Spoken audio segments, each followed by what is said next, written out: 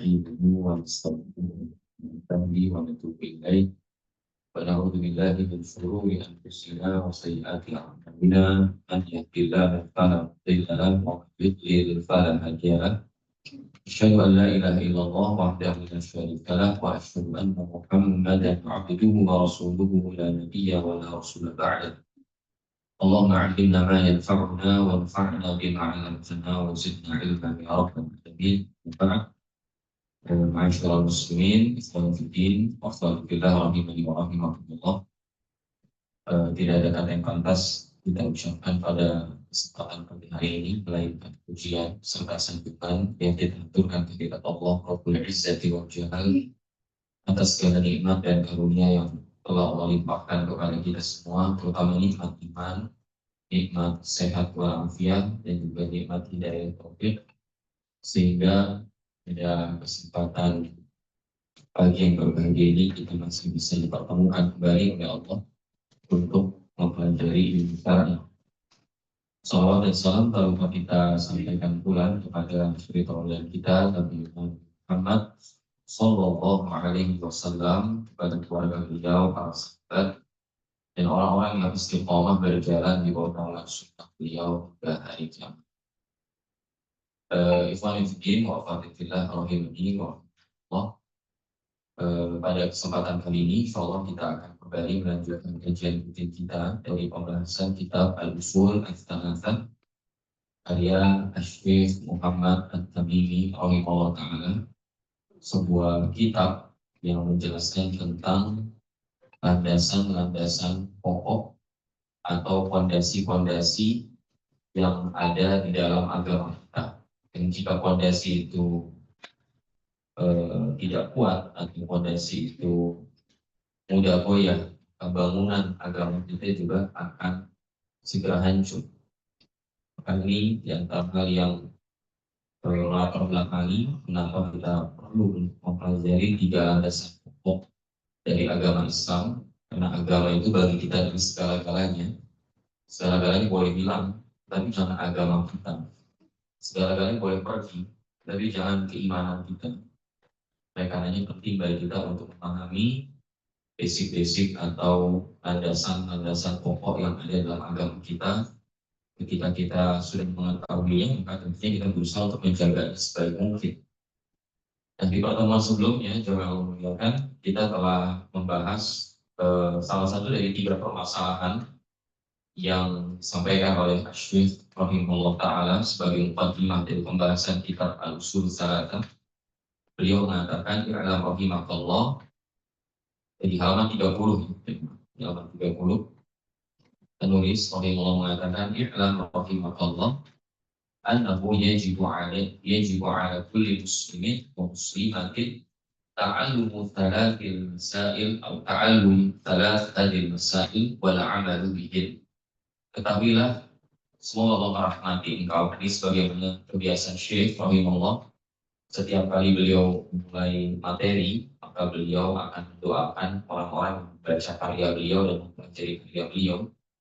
Ini di antara tips atau cara yang bisa kita gunakan juga untuk melembutkan hati madru. Ya, jadi mungkin selama ini kita melihat orang-orang yang belum mengenal agama, selama ini kita mengenal orang-orang yang belum tahu tentang ajaran Islam yang sebenarnya, itu dengan pandangan sinis, ya, mungkin dengan pandangan kebencian.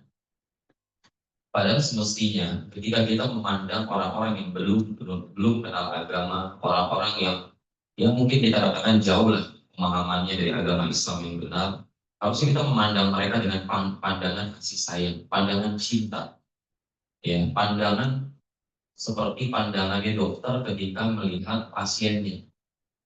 Pandangan kasih sayang, bukan pandangan kebencian, bukan pandangan sinis kepada siapapun. Mungkin di antara kerabat kita, ya, adik kandung kita, kakak kandung kita, bahkan mungkin orang tua kita yang belum kenal agama.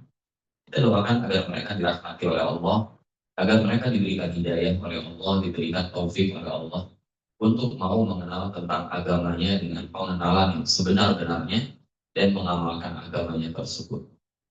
Maka Syekh mengatakan, "Ila rahimahullah, ketahuilah semoga Allah merahmatimu, annahu yajibu ala kulli muslim, bahwasanya wajib harus mesti bagi setiap muslim wa muslimatin dan juga bagi muslimah ta'allum salati hadil masail wal amal bihin, untuk mempelajari permasalahan-permasalahan ini. Ada 3 permasalahan yang beliau akan sampaikan dan mengamalkan 3 permasalahan tersebut. Bukan cuma ilmu, sekali lagi penting bagi kita untuk ketahui bahwasanya di dalam dunia ilmu syar'i yang terpenting itu bukan berapa banyak ilmu yang kita pelajari, bukan berapa banyak hadis yang kita hafalkan, bukan berapa banyak ayat-ayat suci Al-Quran yang sudah kita hafal, atau bahkan bukan sekedar seberapa luas pemahaman kita terhadap maklumat yang ada di dalam ilmu syar'i tersebut, tapi yang terpenting adalah seberapa komitmen kita dalam mengamalkan ilmu tersebut. Ketika kita mempelajari tentang hadis-hadis atau ayat-ayat Quran berbicara tentang sabar, pertanyaan besarnya adalah sejauh mana kita sudah komit dalam mengamalkan ilmu tentang kesabaran tersebut. Ketika kita bicara tentang keikhlasan, kita bicara tauhid, murnian ibadah, pemurnian niat. Setiap kali kita melaksanakan ibadah, poinnya bukan pada berapa banyak hadis-hadis tentang keikhlasan, ya, tentang pemurnian di dalam beribadah kepada Allah yang kita hafal, bukan. Tetapi sejauh mana kita komit mengamalkan hadis-hadis tersebut atau ayat-ayat tersebut, agar jangan sampai nanti kita termasuk orang-orang yang ilmu itu menjadi musuh bagi kita, bukan penolong bagi kita. Ingat jemaah bahwasanya ilmu yang kita pelajari saat ini di dunia, ya, terkhusus yang kita maksud di sini adalah ilmu syar'i, itu ada 2 kemungkinan. Iman dia menjadi hujjah lana, menjadi penolong buat kita nanti pada hari kiamat, atau naudzubillah dia bisa menjadi hujjah alaih, dia bisa menjadi musuh buat kita pada hari kiamat. Dan itu ukuran nanti adalah sejauh mana kita komit di dalam mengamalkan ilmu tersebut. Sudah diamalkan atau belum? Dan sudah istiqomah atau belum mengamalkan ilmu tersebut? Itu nanti yang akan menjadi titik pembahasannya.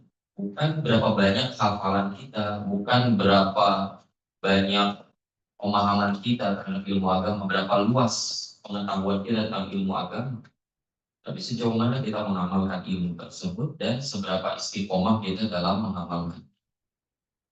Nah, permasalahan yang pertama, kemarin sudah kita bahas, al-ula annallaha khalaqana, ya, kita harus mengetahui dan memahami bahwasanya Allah telah menciptakan kita, wa razaqana, dan Allah juga telah memberikan kita rizki. Rizki artinya adalah semua pemberian yang Allah berikan kepada kita secara cuma-cuma. Ya. Allah tidak butuh timbal balik dari kita. Terus ibadah kita buat apa? Syukur kita buat apa? Ya buat diri kita sendiri.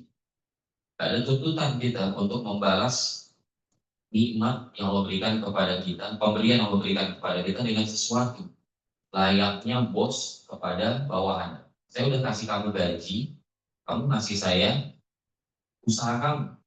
Ya. Jadi ada konsep timbal balik. Bagi Allah nggak ada. Rizki yang Allah berikan kepada kita itu cuma-cuma.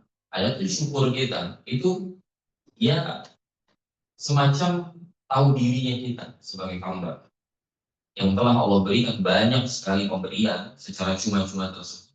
Mana ibadah kita? Mana bentuk syukur kita kepada Allah? Maka Allah menegaskan kepada kita cuma di dalam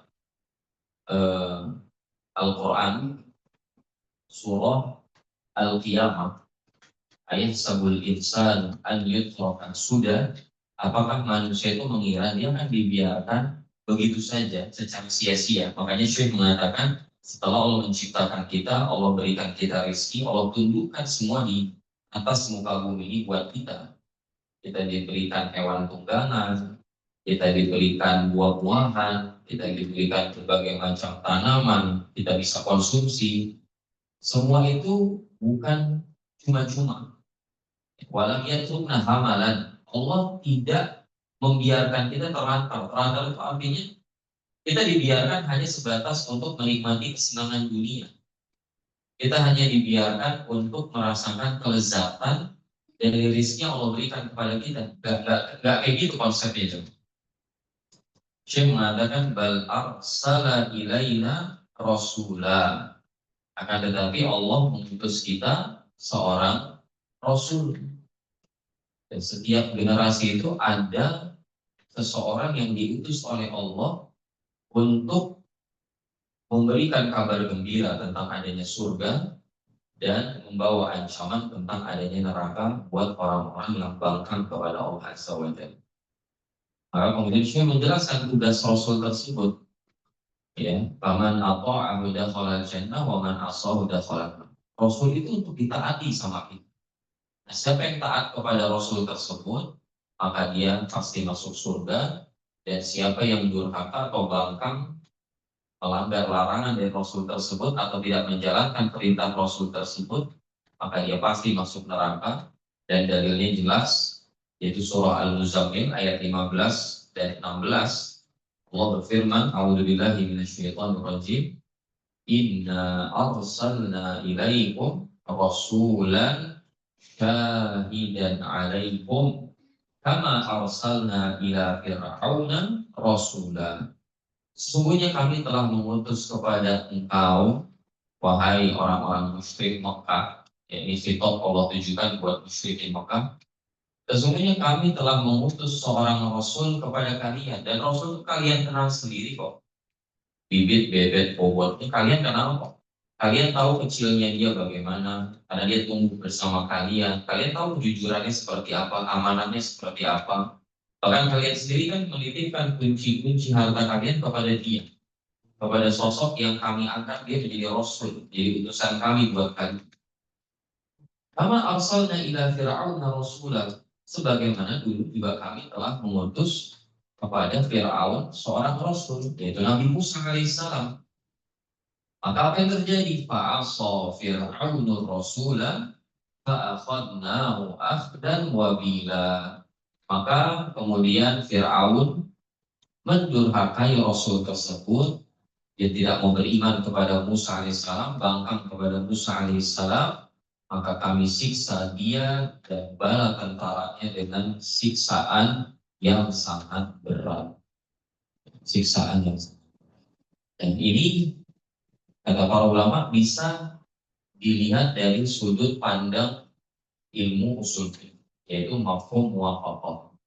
Jadi kalau seandainya kita tahu semuanya bahwasanya Nabi Muhammad SAW itu jauh lebih baik dari Nabi Musa, lebih mulia dari Nabi Musa. Dan kedurhakaan itu besar kecilnya itu sebenarnya bukan hanya dilihat dari bentuk kedurhakaannya saja, tapi kepada siapa dia durhaka. Begitu yang dia durhakai adalah sosok yang mulia, pihak yang dimuliakan oleh Allah Subhanahu wa Ta'ala, maka konsekuensinya adalah dosa ini semakin besar. Artinya siksaannya semakin berat. Nah, kita bisa tarik sebuah analogi bahwasanya jika Fir'aun saja mendurhakai Musa, yang Musa ini tidak lebih mulia dari Nabi Muhammad SAW. Saya tidak tahu bahwa Nabi Musa adalah sosok Nabi ulul azmi, tapi dia tidak lebih mulia dari Nabi Muhammad SAW. Jika Fir'aun saja ketika durhaka kepada Musa yang tidak lebih mulia dari Nabi Muhammad SAW, Allah ancam ya dengan ancaman yang sangat berat, fa'akhadnahu akhdan wabila. Kami siksa mereka dengan siksa yang berat. Lalu bagaimana lagi dengan orang-orang yang mendurhakai Nabi terbaik, Rasul terbaik, itu Nabi kita Muhammad Sallallahu Alaihi Wasallam?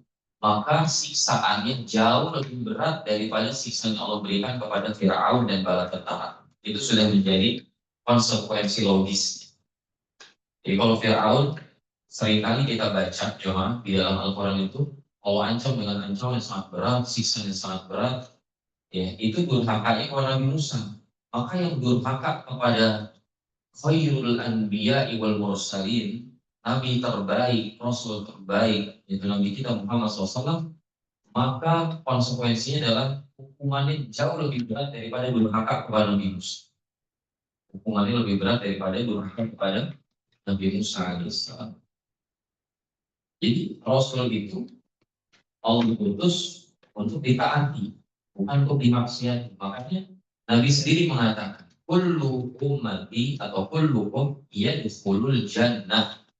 Setiap kalian itu sebenarnya punya potensi masuk surga. Semua kita yang hadir di sini atau yang tidak hadir di sini, semua manusia itu sebenarnya punya potensi masuk surga. Jadi jangan bilang saya tuh nggak ada bakat kayaknya di Ustaz buat masuk surga.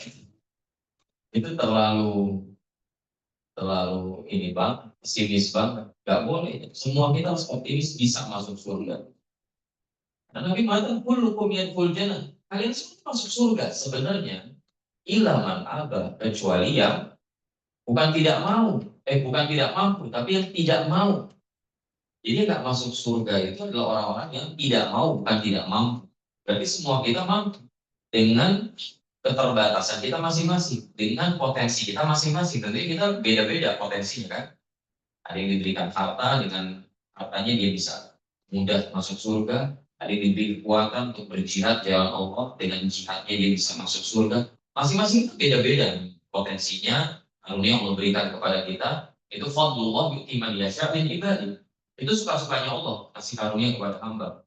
Tapi tidak menutup kemungkinan kita bisa masuk surga. Gimana pun kondisi kita jemaah. Makanya Nabi kan mengatakan, kullukum yadkhul jannah illa man aba. Semua kalian ini masuk surga kecuali yang tidak mau, bukan tidak mau. Maka ditanya sama para sahabat, ya Rasulullah, man ya'ba? Siapa yang kamu masuk surga? Dengan keindahan surga yang telah Allah gambarkan dalam Quran, dengan kesenangan, kenikmatan, kelezatan surga yang Allah gambarkan dalam Quran, siapa yang kamu masuk surga? Kata Nabi, man ata'ani dakhala jannah wa man asani faqad aba. Siapa yang taat kepadaku, dia pasti masuk surga, dan siapa yang bangkang, siapa yang durhaka kepadaku, itulah hakikatnya orang yang tidak mau masuk surga. Jadi kuncinya ada pada ketaatan pada Nabi kita Shallallahu Alaihi Wasallam. Itu kunci surga itu ada pada taatul Rasul. Faman yuti'ir Rasula faqad ata'a Allah. Ingat, siapa yang taat kepada Rasul, hakikatnya dia juga telah mentaati Allah Subhanahu wa Ta'ala. Dan siapa yang bangkang kepada Rasul, maka hakikatnya juga dia bangkang kepada Allah Subhanahu wa Ta'ala. Kemudian kita masuk permasalahan yang kedua, al-mas'alah ats-tsaniyah. Permasalahan yang kedua yang dipaparkan oleh Syekh Muhammad At-Tamimi rahimahullah di halaman berikutnya, di halaman 31. Qala al-musannif rahimahullah wa ghafarallahu lahu wa liwalidayhi wa limasyayikhi wa jami'il muslimin. Berkata penulis rahimahullah, semoga rahmati beliau, Allah ampuni salam-salam beliau, rahmati kedua orang tua beliau, para masyayikh beliau dan seluruh kaum muslimin. Ats-tsaniyatu, permasalahan yang kedua, annallaha la yarda an yushraka ma'ahu ahadun fi ibadatihi. La malakun muqarrabun wa la nabiyyun mursal. Wa dalilu qawluhu ta'ala wa annal masajida lillah fala tad'u ma'allahi ahada. Bahwasanya Allah tidak ridha jika seseorang menyekutukannya dalam beribadah kepadanya, baik menyekutukannya dengan malaikat yang dekat dengan Allah. Malaikat yang dekat dengan Allah ini adalah malaikat yang paling tinggi jamaah kedudukan, seperti Jibril alaihissalam dan malaikat Hamalatul Arsh, malaikat yang Allah tugaskan untuk memikul arsh. Jadi malaikat terdekat itu menunjukkan malaikat tersebut punya keistimewaan lebih dari malaikat-malaikat yang lain, punya kedudukan yang lebih dari malaikat-malaikat yang lain. Nah, kata Syekh rahimahullah, jadi Allah itu tidak ridho jika dia disekutukan dalam ibadah dengan siapapun atau dengan apapun. Bahkan dengan sosok makhluk yang paling mulia sekalipun, seperti para malaikat yang dekat dengan Allah, atau dengan Nabiun Mursal, dengan para nabi yang pernah Allah utus. Allah nggak ridho dengan semua itu. Ya, Allah tidak ridho disekutukan dengan apapun. Maka kata Syekh Shalih Fauzan hafizahullah, "Faman 'abadallah wa 'abada ma'ahu ghairahu fa 'ibadatuhu batilah." Siapa yang beribadah kepada Allah, tetapi juga dia di samping itu beribadah kepada selain Allah juga, maka ibadahnya kepada Allah dianggap batal, tidak diterima oleh Allah. Wujuduhu ka'adamiha. Kalau bahasa kita ada nggak ada sama saja. Ibadah ke ibadah sama aja. Jadi makanya mungkin nanti banyak orang yang komplain, ya Allah saya dulu ibadah, banyak, sedekah saya banyak, sholat saya banyak, puasa saya banyak. Loh mana kok nggak ada sekarang? Saya nggak dapat nih. Katanya, wa wallahu bidzalamin lil 'abid. Katanya Allah nggak akan menzolimi hambanya sedikit pun. Dan kezoliman itu maksudnya adalah Allah tidak akan mengurangi catatan amal kebaikan dari hambanya sedikit pun. Dan tidak akan menambahkan catatan keburukan sedikit pun. Nah sekarang kok mana? Catatan kebaikan saya nggak ada. Dulu sholat saya banyak kemana? Dulu puasa saya banyak kemana? Kan jawabannya sederhana. Apakah ada kesyirikan yang kita lakukan saat itu di dunia? Karena begitu ibadah tercampur adukan dengan kesyirikan, maka ibadah tersebut dianggap tidak ada. Di anal ibadah la tanfa'u illa ma'al ikhlasi wa tauhid. Kata Syekh Shalih Fauzan hafizahullah, karena ibadah itu tidak akan bermanfaat. Gak ada efeknya, gak ada faedahnya, kecuali jika didasari dengan keikhlasan dan tauhid kepada Allah Subhanahu wa Ta'ala. Fa'idha qalaqaha syirkun fasajad. Sehingga jika ada ibadah tercampur adukan dengan kesyirikan, maka ibadah tersebut menjadi rusak. Ini sebagai contoh saja dan juga sebagai ancaman buat kita. Di dalam surah Az-Zumar ayat 65 Allah berfirman, "Walaqad uhiya ilaika wa ilal ladzina min qablika la in asyrakta la yahbaqanna 'amaluk wa la takunanna minal khasirin." Kata Allah, dan sungguh telah diwahyukan kepadamu wahai Muhammad dan kepada orang-orang sebelummu. La in asyrakta, kalau engkau wahai Muhammad berbuat kesyirikan, la yahbaqanna 'amaluk, maka amalmu semuanya otomatis gugur, semuanya batal, semuanya rusak. Coba kita bayangkan jemaah. Ini khitab ditujukan kepada Nabi kita Shallallahu Alaihi Wasallam, manusia terbaik. Kan tadi saya sampaikan, Nabi dan Rasul terbaik. Manusia setelah Nabi Muhammad Shallallahu Alaihi Wasallam saja begitu melakukan kesyirikan, maka seluruh amal soleh yang gugur, semua amal soleh yang rusak. Lalu bagaimana dengan kita? Bagaimana lagi dengan kita yang bukan siapa-siapa?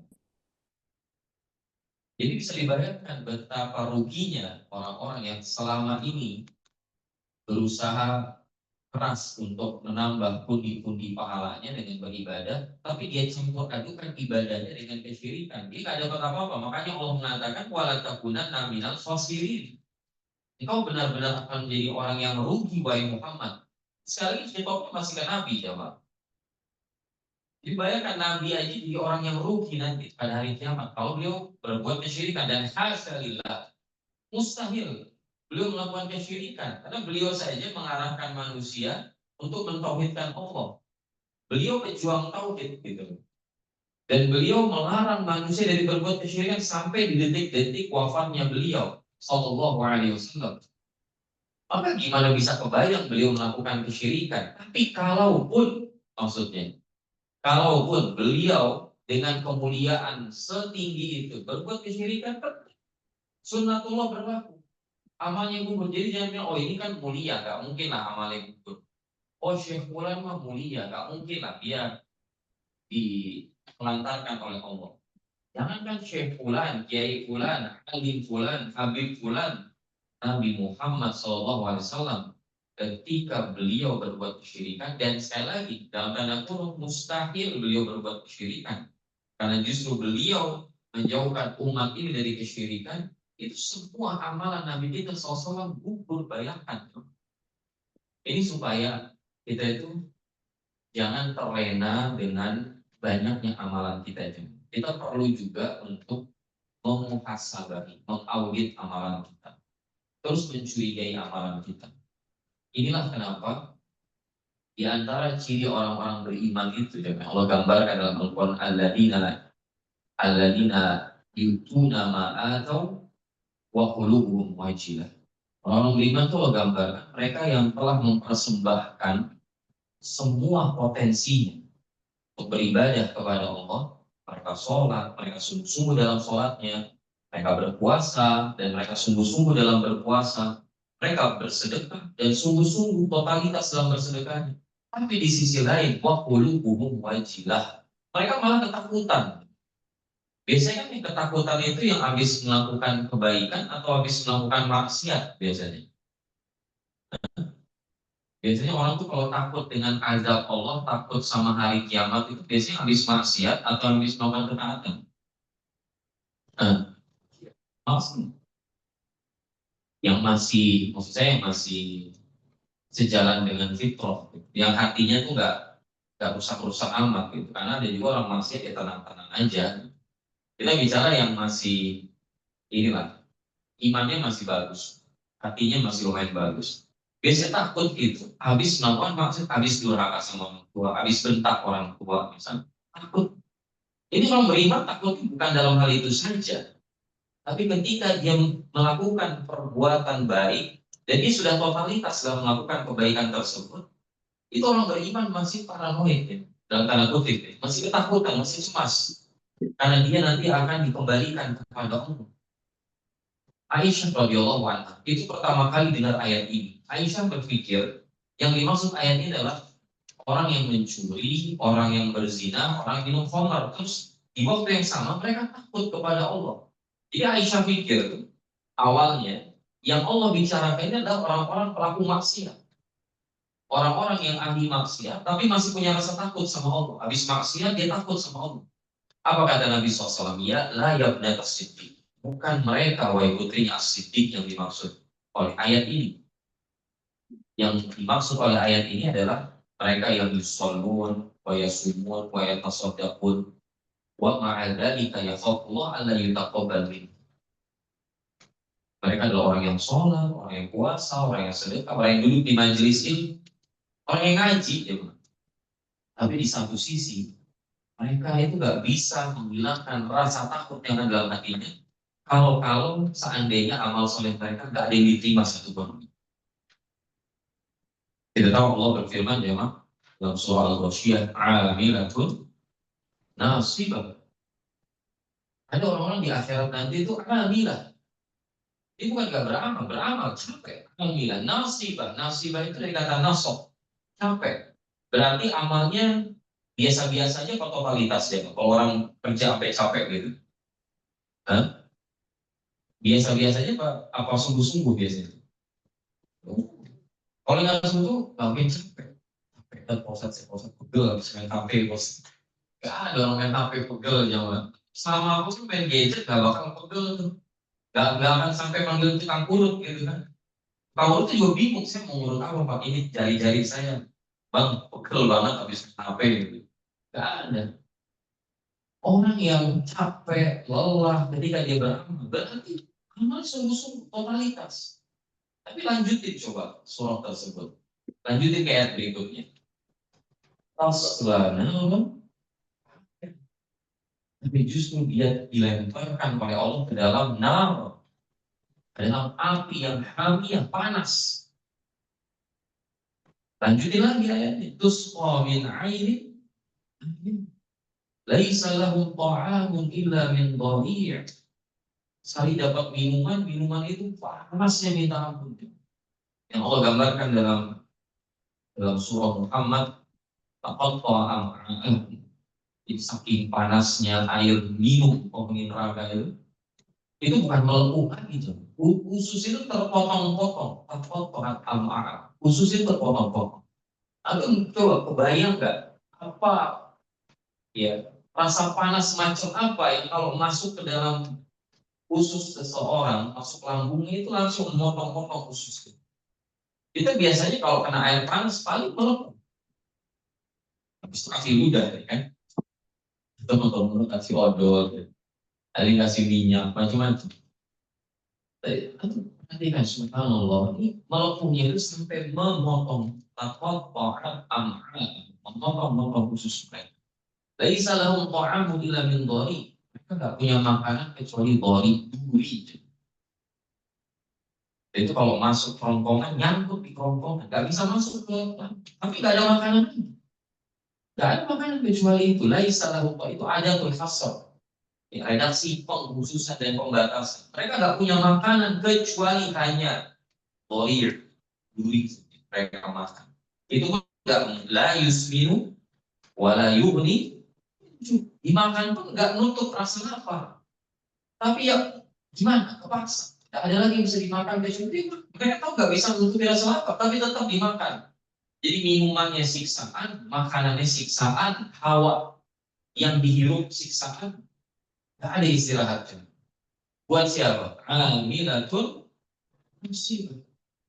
Makanya Umar radhiyallahu anhu jamaah, waktu itu beliau ketika sedang berjalan melihat rahib Yahudi itu lewat, ya lagi ibadah, itu Umar nangis ya, karena rahmat kasih sayang yang ada dalam hati Umar bin Khattab. Kenapa nangis? Sedih. Beliau ingat firman Allah, amilatun nasibah tasla naran hamiyah. Beliau ingat firman Allah, ada orang itu benar-benar menghambahkan dirinya kepada Allah, tapi di akhirat malah masuk neraka. Itu yang dibayangkan oleh Umar ketika melihat rahib Yahudi yang khusyuk banget ibadahnya. Dan pendeta Yahudi itu khusyuk banget ibadahnya. Dia ibadah. Dan sudah tua, sudah sepuh. Dihabiskan usianya itu untuk beribadah kepada Allah. Tapi disekutukan Allah dalam ibadahnya. Itu Umar ingat firman Allah dalam surah Al-Ghasyiyah tadi.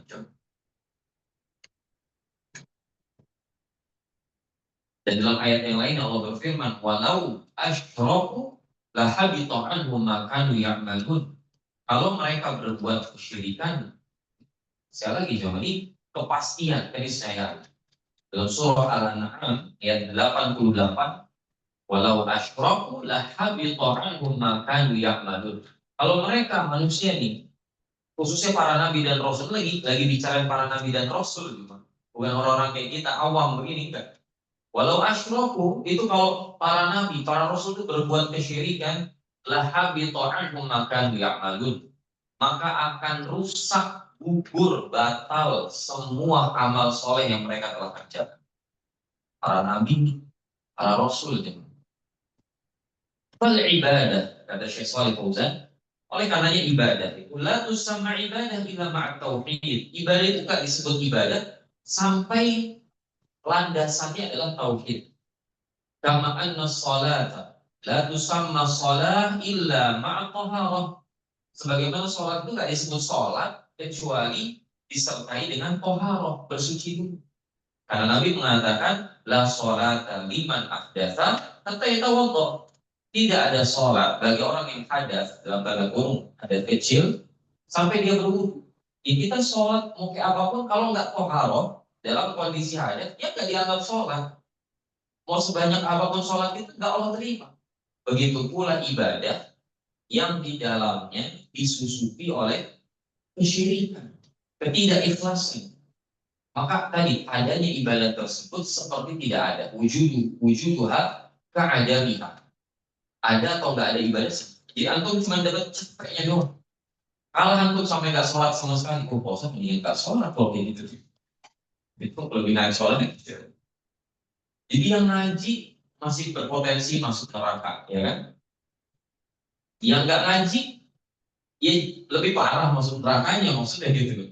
Jangan sampai punya pikir, kalau gitu mendingan saya nggak sholat, kalau saya nggak capek. Tapi masuk neraka nggak apa-apa mas, ya nggak juga sih. Soalnya kan saya tadi, Ustaz bilang sholat, ya kan bisa masuk neraka kalau sholatnya nggak ada toharoh. Ya benar, makanya toharoh gitu.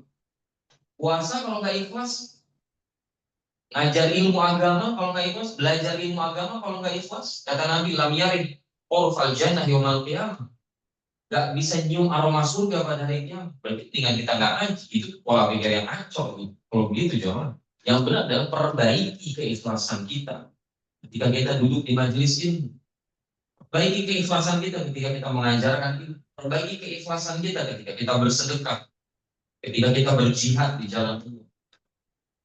Ini yang menentukan jawab. Ini yang menentukan. Fa'idha khalata syirkul ibadata afsadaha. Maka ketika kesyirikan itu mencampuri ibadah, itu merusak ibadah. Jadi kayak antum punya air disebut sama ulama fikih itu air mutlak, air hujan, air sumur yang belum tercampur apapun, terus kecampuran najis. campuran najis dan merubah lagi salah satu dari 3 sifat air. Kira-kira masih disebut air apa enggak itu? Itu nggak disebut air, kita nyebutnya najis. Penamaan air najis itu karena dia strukturnya cair, tapi nggak disebut air najis, sudah disebutnya najis sudah.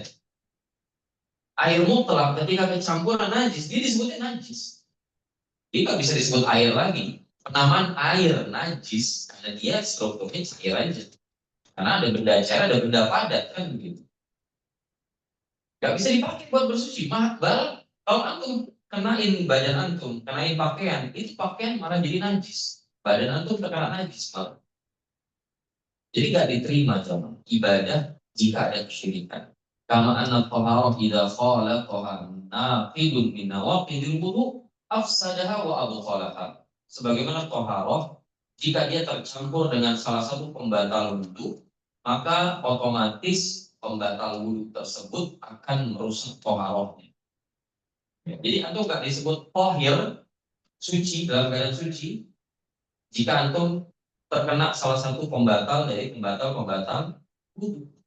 Walihada yajma'ullah fi katsirin minal ayat bainal amri bi'ibadah wan nahi 'anil syirik. Itulah kenapa jemaah di banyak ayat Al-Qur'an Allah Subhanahu wa taala mengumpulkan, menghimpun dua hal. Yang pertama, perintah untuk beribadah kepada Allah. Yang kedua, larangan dari berbuat kesyirikan. Contoh dalam surah An-Nisa ayat 36. Apa kata Allah? Wa'budullaha wa la tusyriku bihi syai'an. Dan beribadahlah kepada Allah. Sampai di situ? Enggak. Wa la tusyriku bihi syai'an. Dan janganlah engkau menyekutukan Dia, yakni Allah, dalam hal ibadah dengan apapun. Syai'an itu baik satu yang paling kecil atau yang paling besar, yang tidak punya kemuliaan atau bahkan yang paling mulia sekalipun. Seperti tadi, malaikat yang dekat dengan Allah, para nabi, para rasul yang Allah utus. Allah juga berfirman di dalam surah An-Nahl ayat 36, walaqad ba'atsna fi kulli ummatin rasulan. Dan sungguh kami telah mengutus di setiap umat, setiap generasi seorang rasul.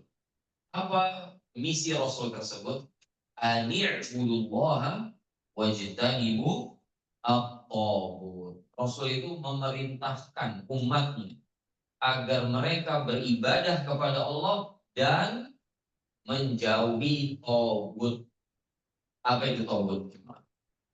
Taghut itu secara bahasa maknanya adalah kullu ma yatajawazu 'anil had.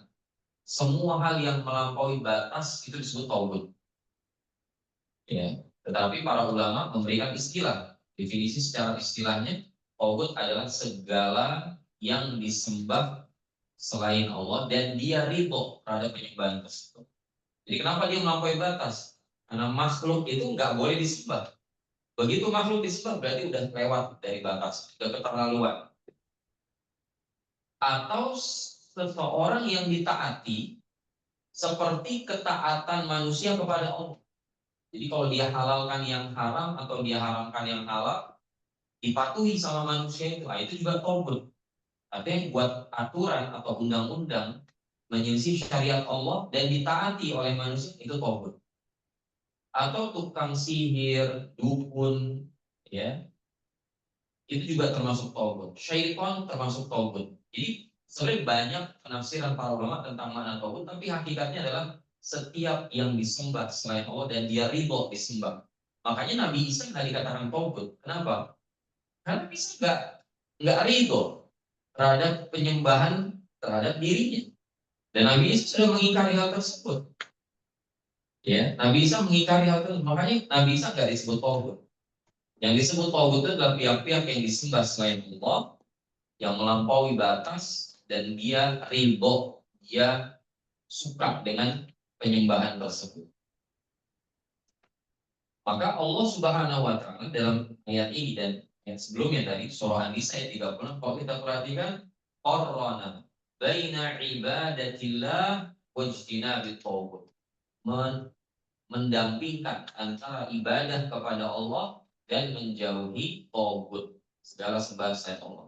Di anna ibadatullah la takunu ibadatan illa ma'ajtinabil tagut. Karena ibadah kepada Allah tidak bisa disebut sebagai ibadah dan tidak sah dianggap ibadah sampai seseorang itu menjauhi tagut atau menjauhi kesyirikan. Sehingga kata Syekh Shalih Fauzan, fal imanu billah la yakfi. Iman kepada Allah itu nggak cukup. Ya, iman kepada Allah wajib, tapi tidak cukup sampai di situ. La yakfi kata beliau. Illa ma'al kufri bitaghut.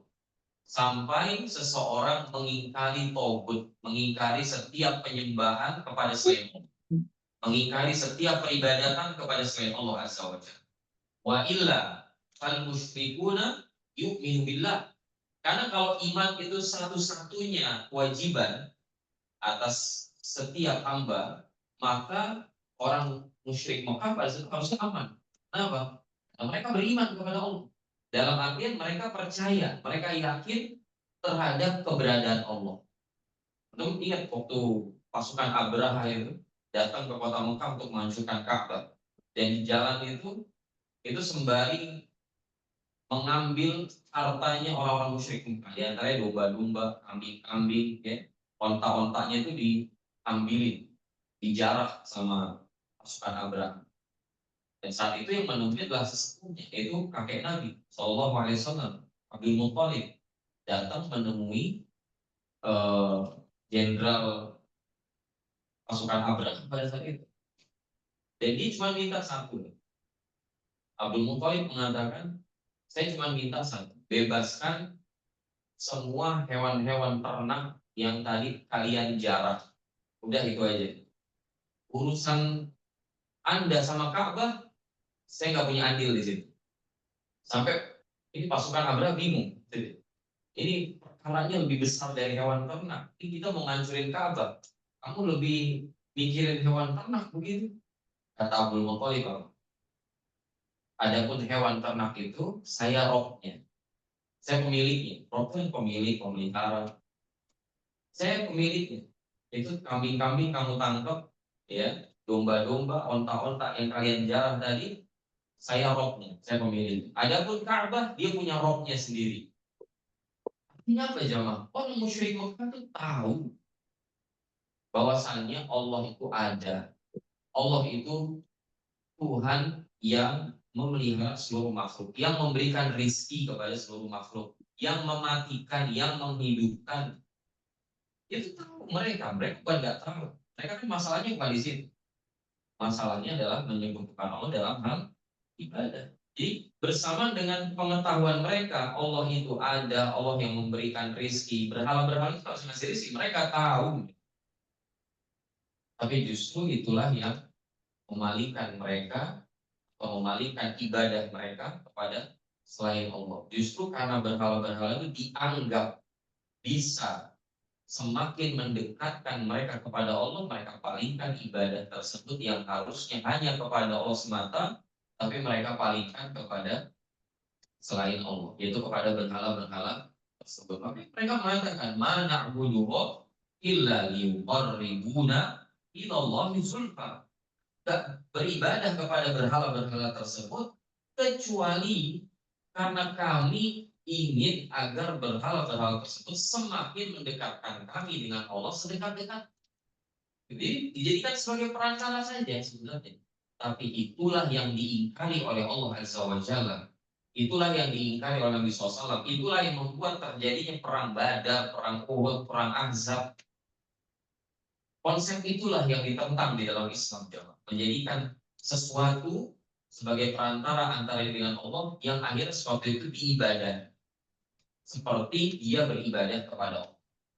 Dia takut kepada berhala tersebut sebagaimana rasa takutnya kepada Allah.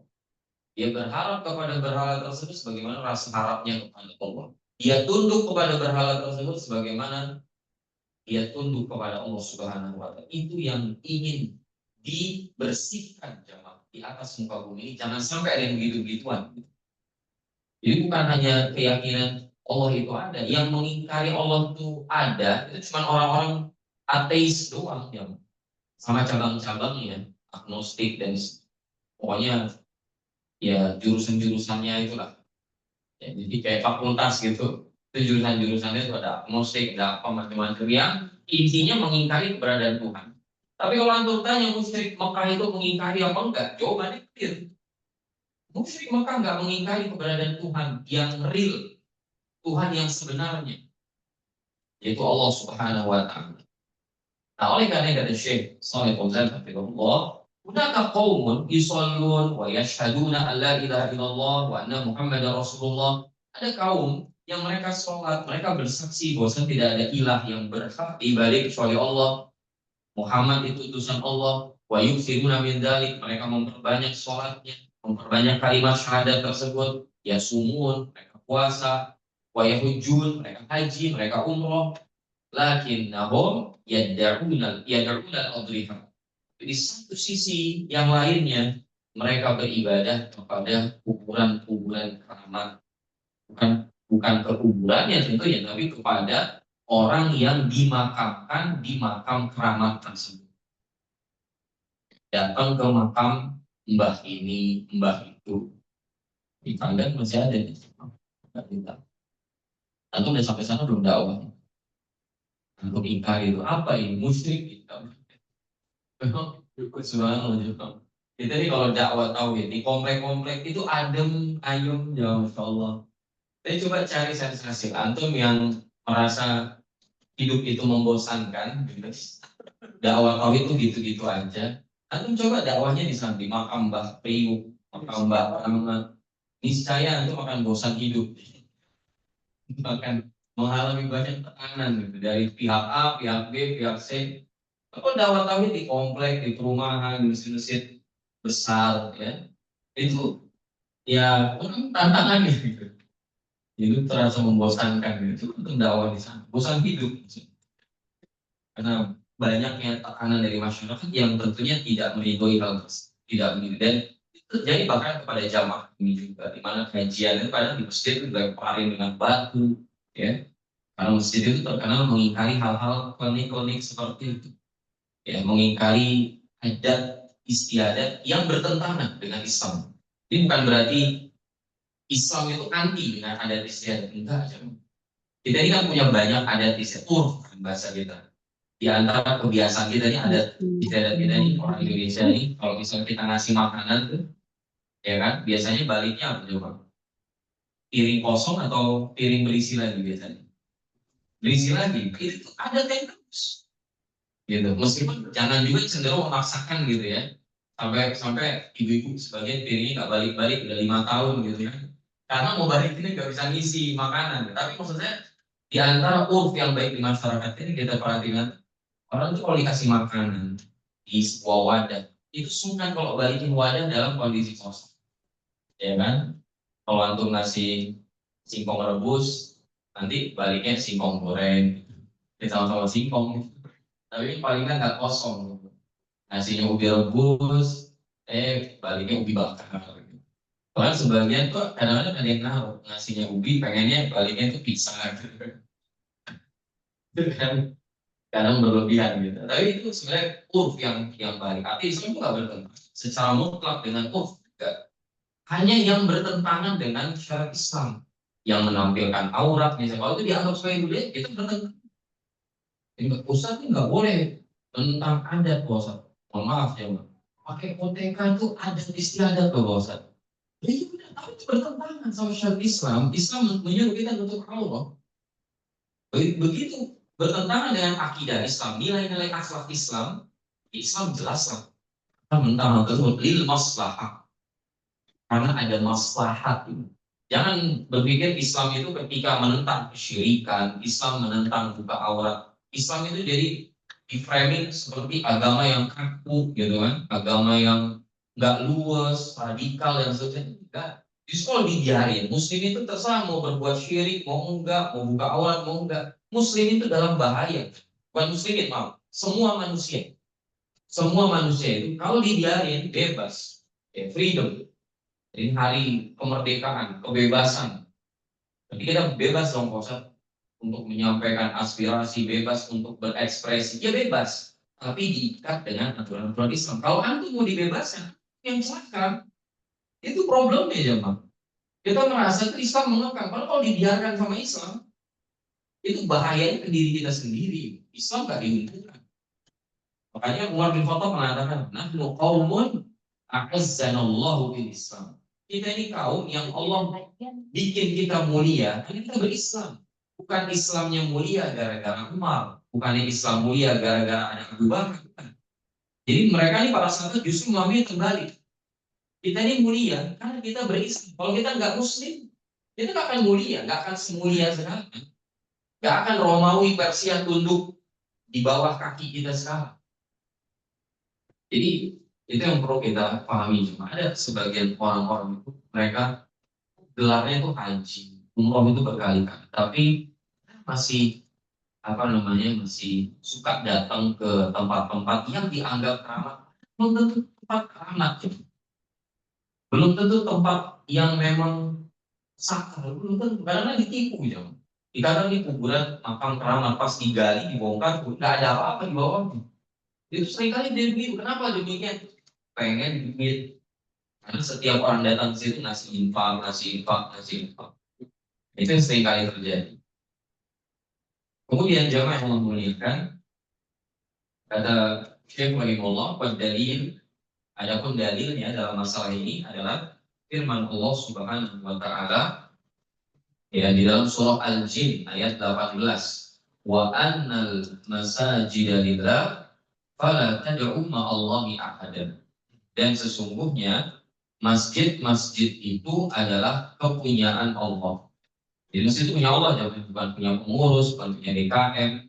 DKM dan pengurus masjid itu cuma membantu sebagai eh, pengatur, yang memanage gitu, yang mengatur urusan kaum muslimin yang akan pergi ke masjid. Tapi merasa memiliki masjid nggak boleh. Allah tegaskan ya, wa anna masajida lillah. Mau antum yang wakaf sekalipun, itu masjid antum yang bikin, itu tanah wakaf antum, tetap punya Allah. Karena begitu tanah wakaf, itu punya Allah. Ya. Wa anna masajida lillah. Masjid-masjid itu punya Allah. Fala tad'u ma'allahi ahadan. Maka janganlah kalian beribadah kepada siapapun di dalamnya, di samping menyembah Allah. Jangan beribadah kepada siapapun. Ya. Tadi Syekh mengatakan la malakun muqarrab wala nabiyyun mursal, tidak dengan malaikat yang dekat seperti malaikat Jibril alaihissalam atau malaikat pemikul arsh, ya, tidak pula dengan para nabi dan rasul, bahkan tidak pula dengan Nabi kita Muhammad Shallallahu Alaihi Wasallam. Ya, jadi al-masajid, masjid-masjid itu milik Allah, dan masjid dia adalah al-mawatin al-mu'addah lis-shalah. Dia adalah sebuah tempat yang diperuntukkan dan disiapkan untuk sholat. Ya, jadi makanya Nabi kan mengatakan wa ju'ilat liyal ardu masjidan wa tahura. Dijadikan jadi di antara kekhususan Nabi Muhammad SAW dan umat Nabi Muhammad SAW, bumi Allah ini semuanya kata Nabi masjidan wa tahura. Semua setiap jengkal tanah ini itu sebagai masjid dan suci mensucikan.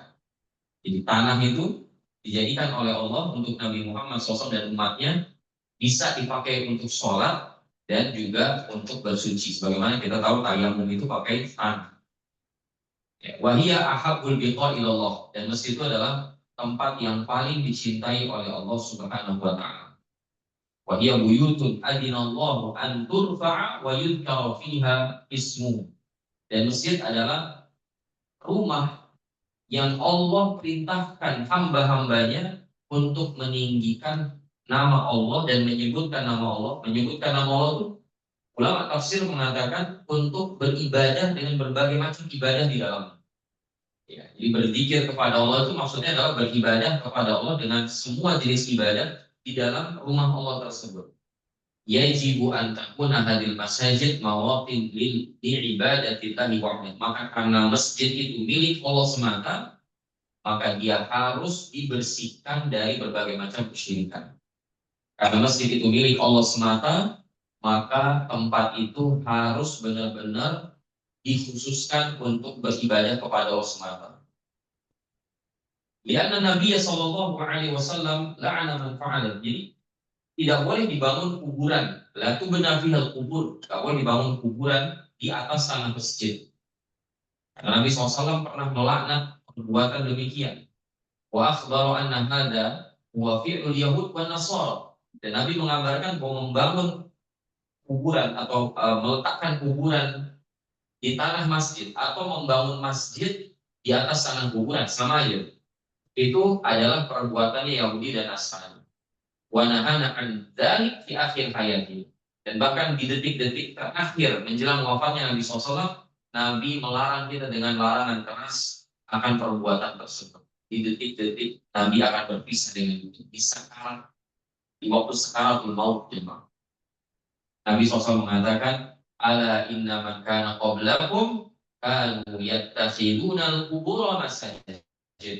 Ketahuilah bahwasanya dahulu umat sebelum kalian itu menjadikan kuburan sebagai masjid. Nah, menjadikan kuburan sebagai masjid itu maksudnya apa? Para ulama mengatakan simpelnya dia menjadikan kuburan sebagai tempat ibadah. Karena masjid itu artinya tempat ibadah. Hakikatnya bagaimana? Bisa dua model tadi, seperti saya sampaikan. Kuburan tersebut atau ada orang yang dianggap soleh dikubur di kuburan tersebut, kemudian dibangunlah masjid di atas kuburan atau di atas tanah kuburan tersebut sehingga beribadah orang-orang di situ. Atau ada masjid, terus ada orang yang dianggap soleh dimakamkannya di dalam area masjid tersebut. Itu hakikat dari menjadikan kuburan sebagai masjid. Jadi menjadikan kuburan sebagai tempat ibadah. Di mana bisa di tempat ibadah? Kuburan itu dibangun di atasnya masjid, atau ada masjid dimasukkan ke dalamnya orang yang dianggap soleh untuk dikubur di sana. Dan dua-duanya ini sama-sama bertentangan dengan nilai-nilai tauhid. Karena dua-duanya itu meskipun para ulama mengatakan tidak otomatis, ya tidak auto syirik, tidak langsung mengantarkan kepada kesyirikan, tapi dua model tadi itu membangun masjid di atas kuburan atau memasukkan kuburan orang yang dianggap soleh ke dalam area masjid itu bisa menjadi wasilah untuk seseorang menuju kepada kesyirikan. Maka Nabi mengatakan ala fala tattakhidul qubur masajid. Maka janganlah kalian menjadikan kuburan itu sebagai masjid, sebagai tempat ibadah. Fa ini anhakum an dzalik, karena sesungguhnya aku melarang kalian dari hal demikian. Dan Nabi dalam hadis yang lain mengatakan laknatullahi 'alal yahudi wan nasara. Semoga Allah melaknat Yahudi dan Nasrani, atau kalau ini dalam redaksi khobar, Allah telah melaknat Yahudi dan Nasrani. Kenapa? Ittakhadhu qubur anbiya'ihim masajid. Karena mereka menjadikan kuburan nabi-nabi mereka sebagai masjid, sebagai tempat ibadah. Sehingga jemaah yang memuliakan, masjid-masjid itu wajib harus dibersihkan dan disucikan min athari syirki wal wathaniyah, dari berbagai bentuk kesyirikan dan peribadatan kepada berhala-berhala. Wa alla tuqam 'alal qubur. Masjid itu nggak boleh dibangun di atas kuburan. Au yudfanu fiha al-amwat ba'da bina'iha. Atau memakamkan orang yang meninggal setelah dibangunkan masjid, dimakamkan orang yang meninggal di dalam. Karena di Islam melihat ya, kalau ada kuburan di dalam masjid, itu nanti dilihat mana yang lebih dulu. Kalau kuburan yang duluan, maka masjidnya itu harus dihancurkan. Paling enggak dihancurkan seluruhnya, dihancurkan sebagiannya gitu. Supaya untuk mengambil kekuasaan ke sisi lain. Jadi misalnya di masjid, ini kuburannya di sini misalnya, nah nanti area masjid ini dihancurin. Kemudian diberikan pembatas tentang jalan, entah dibikin dinding pembatas gitu ya. Kemudian masjid itu mungkin dilebarin ke arah sana. Gitu. Atau kalau misalnya yang lebih dulu di situ masjid diletakkan seseorang yang sudah meninggal di dalamnya, kubur di situ, maka kuburan itu harus dipindah. Orang itu harus dipindahkan makamnya ke tempat pemakaman. Nah, mungkin nanti ada yang berdalih dengan kuburan Nabi SAW yang sekarang katanya berada di dalam Masjid Nabawi. Maka ada beberapa bantahan dari para ulama. Yang pertama, Nabi tidak dikubur dalam masjid dan tidak ada niat memakamkan Nabi di masjid, tidak ada. Ya, Nabi itu dimakamkan di mana? Di hujrahnya Aisyah. Nah, hujrahnya Aisyah itu nempel ya sama Masjid Nabawi dulu. Jadi ini berarti kiblat, ini arah kiblat. Ini hujrahnya Aisyah. Ya. Jadi Nabi buka pintu, pintu kamarnya Aisyah itu langsung masuk masjid. Gitu.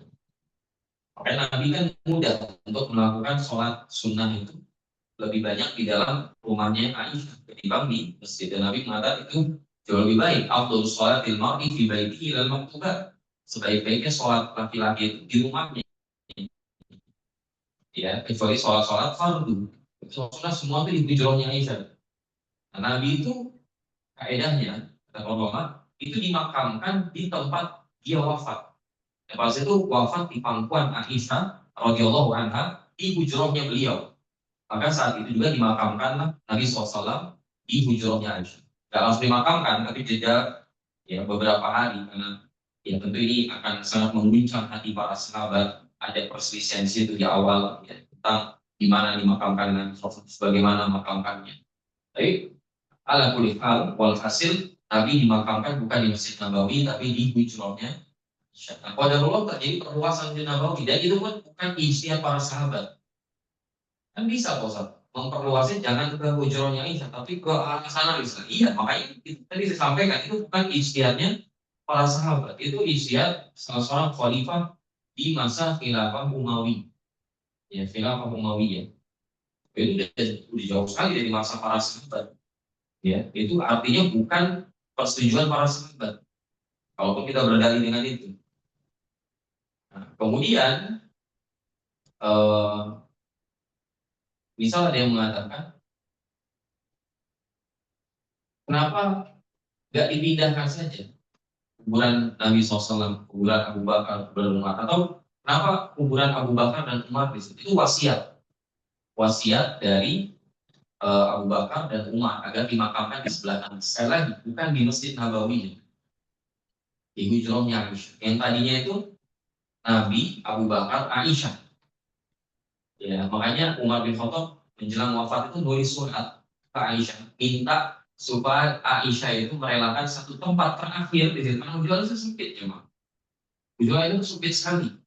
Hanya cukup pun itu buat 3 makam saja. Artinya kalau Umar dimakamkan di situ, Aisyah nggak bisa dimakamkan di situ lagi. Padahal beliau sangat ingin berdampingan dengan Nabi SAW dan bapaknya.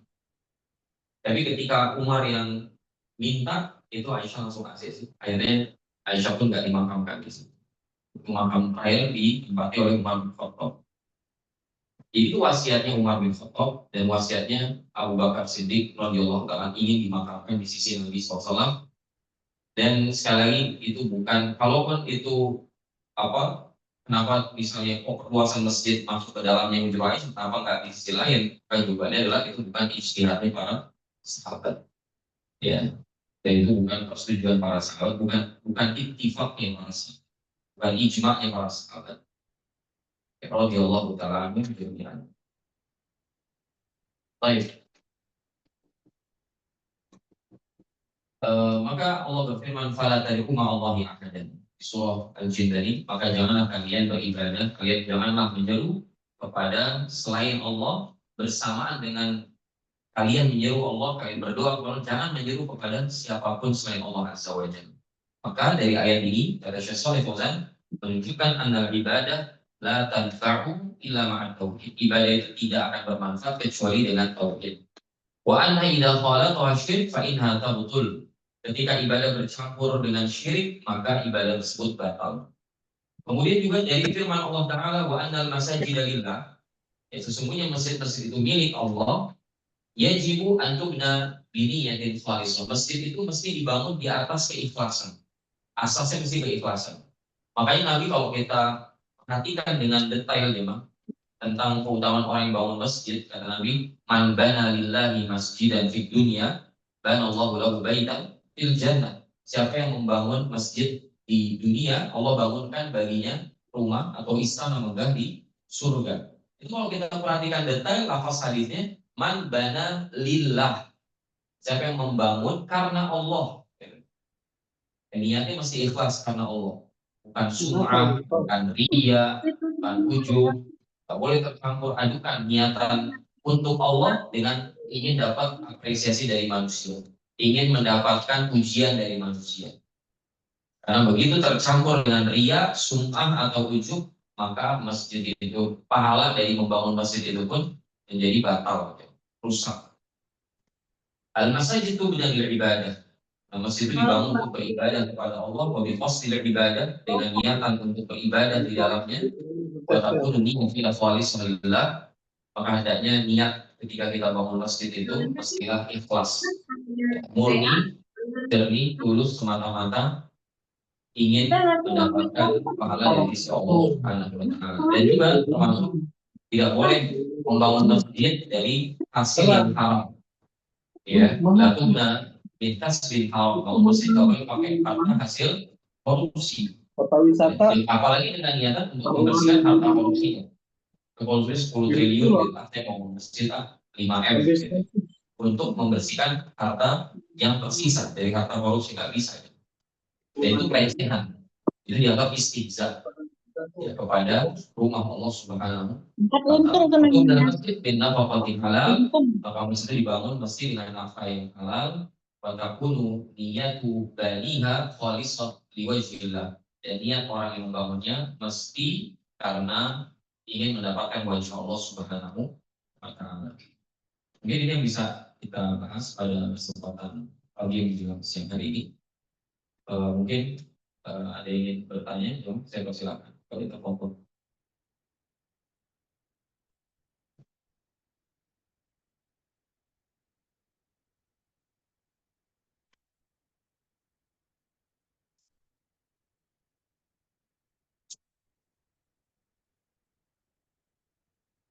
Ada yang mau bertanya?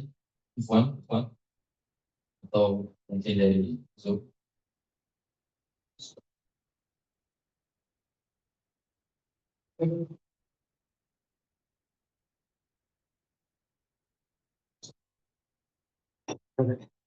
Ustaz, ada yang bertanya. Ya, oh, Bila membangun masjid dengan nama seseorang untuk niat mengenangnya, apakah itu disebut riya? membangun masjid untuk mengenang Nama seseorang. Sebenarnya tidak ada kaitan dengan ria, ya, tidak ada kaitan dengan ria. Tapi tentunya sekali lagi seorang yang beramal soleh dia mesti hati-hati. Ya, seorang itu hendaknya mesti hati-hati ketika melakukan amalan besar. Jamaah bisa jadi amalan yang memasukkan kita ke dalam surga itu amalan kecil gitu. Karena amalan kecil itu biasanya lebih aman dari ria, dari surga. Cuma untuk sedekah 1.000 itu masih ada kemungkinan ria apa enggak? Sedekah 1.000 masih ya, tapi potensinya besar apa kecil? Udah 1.000 ria lah. Lalu menurut saya sih itu ya udah 1.000 sedekahnya ujub summa. Ya mungkin aja mungkin, tetapi tentunya tidak sebesar potensi orang yang bangun masjid. Jadi sebenarnya ada kaitannya dengan dia. Yang penting dia bangun masjid karena Allah, itu penting.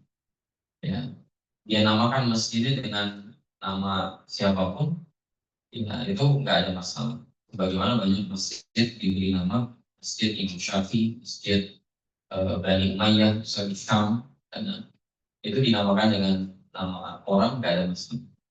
Ya, tetapi tentunya karena ini masjid milik Allah, maka hendaklah dinamakan dengan nama-nama yang baik. Ya, karena maksudnya takutnya nanti nama orang yang dikenal Bowo misalnya, bisa deh. Kan itu lucu juga. Masjid Jami Bowo misalnya. Di bahasa Arab ini juga susah bacanya nanti. Jadi kalau bangun masjid itu misalnya karena saya ingin bersedekah atas nama orang yang saya cintai, misalnya itu dia bangun masjid, pahalanya dia ingin sedekahkan, dia ingin hadiahkan kepada suaminya atau kepada ibunya yang dia cintai, maka itu gak ada masalah. Tapi nama masjid itu hendaknya yang baik. Ya, wallahu ta'ala.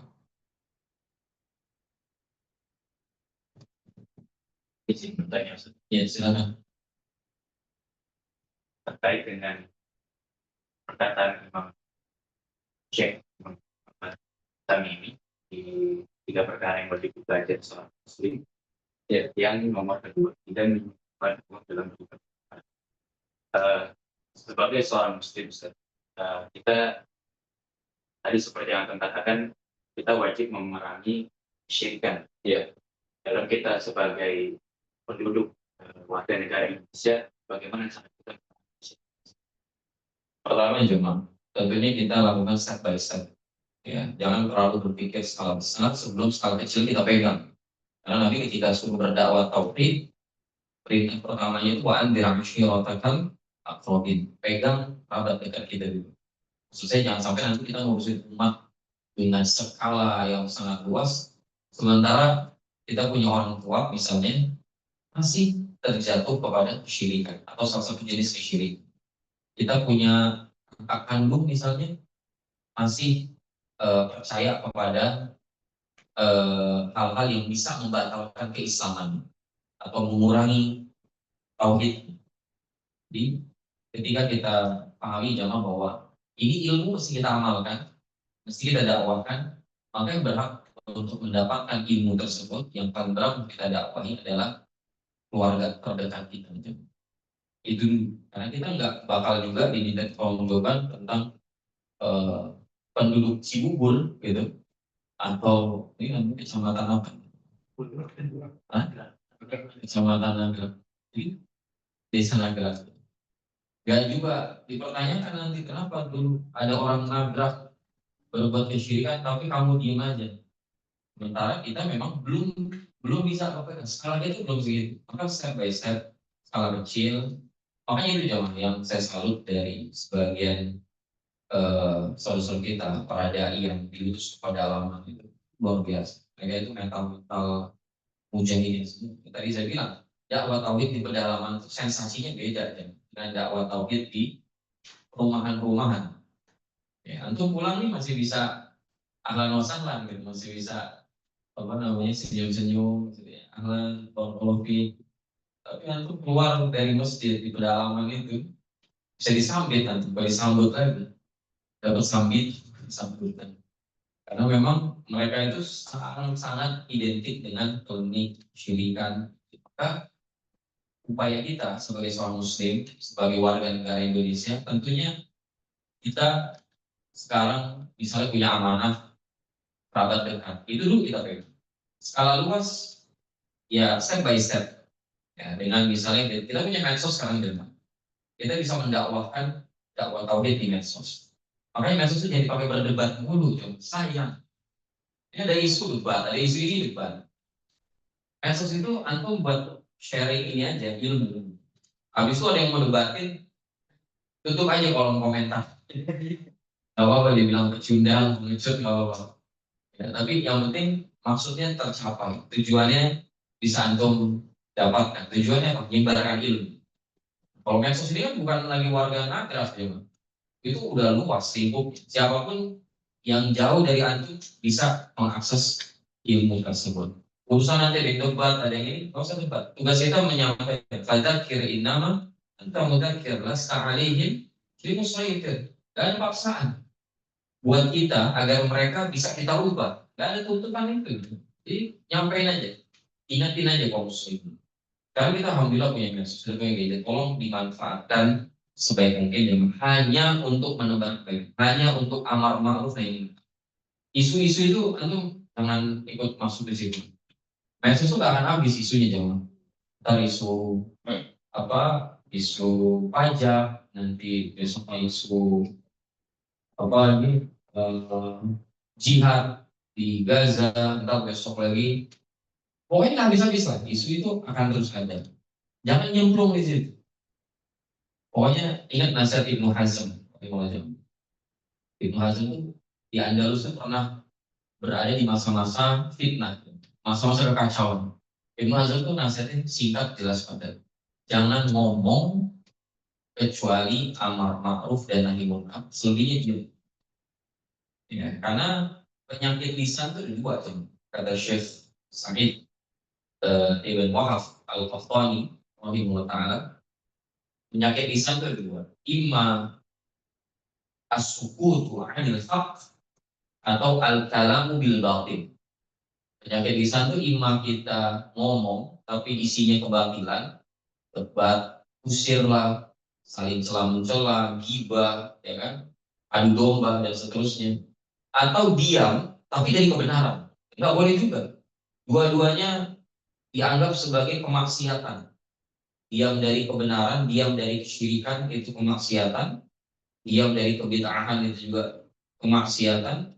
Diam dari berbagai macam kemungkaran secara umum itu adalah kemaksiatan. Bicara yang batin itu kemaksiatan sama. Diam dari kebenaran syaitonun akhras, setan yang bisu. Ya. Bicara yang batin syaitonun nafiq, syaitonun nafiq, setan yang bicara. Jadi kita berada di dua posisi ini. Jangan jangan jangan ambil posisi di salah satu dari dua posisi. Cara yang batil atau diam dari yang hak. Maka tidak ada pilihan lain kecuali imma bicara yang hak atau diam dari yang batil. Wallahu ta'ala. Baik, cukup ya, mungkin ini yang bisa kita bahas. Mudah-mudahan jadi ilmu bermanfaat untuk kita semua. Semoga Allah berikan kepada kita semua hidayahnya, taufiknya untuk bisa istiqomah terus berada di atas jalan ilmu dan amal. Aku qouli hadza wa astagfirullah li wa lakum subhanakallahumma wa bihamdika asyhadu an la ilaha illa anta astaghfiruka wa atubu ilaik. Assalamualaikum warahmatullahi wabarakatuh.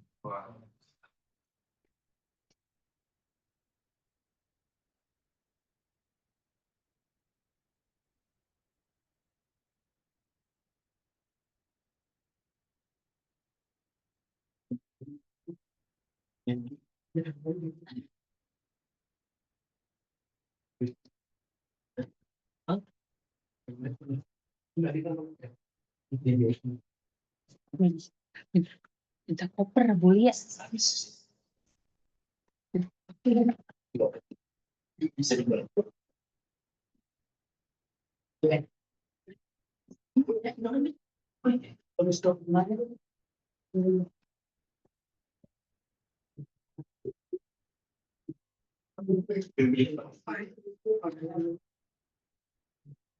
Oke.